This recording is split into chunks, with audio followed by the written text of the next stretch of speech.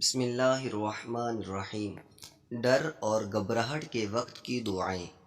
آندھی اور سخت اندھیرے کے وقت گھبراہٹ کی دعا۔ جب بھی کوئی گھبراہٹ ہو، پریشانی ہو، سورۃ الفلق اور سورۃ الناس۔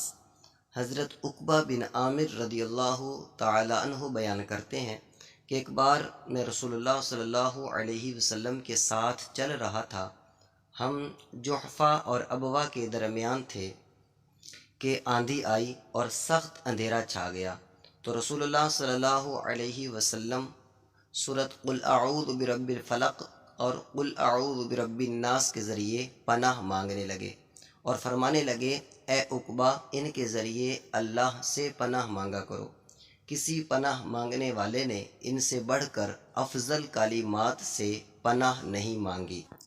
ابن عابس جوہنی رضی اللہ عنہ سے مروی ہے کہ رسول اللہ صلی اللہ علیہ وسلم نے مجھ سے فرمایا کہ اے عابس، کیا میں تمہیں تعوذ کے سب سے افضل کلمات کے بارے میں نہ بتاؤں جن سے تعوذ کرنے والے تعوذ کرتے ہیں؟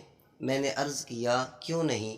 آپ صلی اللہ علیہ وسلم نے فرمایا، یہ دو صورتیں ہیں، قل اعوذ برب الفلق اور قل اعوذ برب الناس۔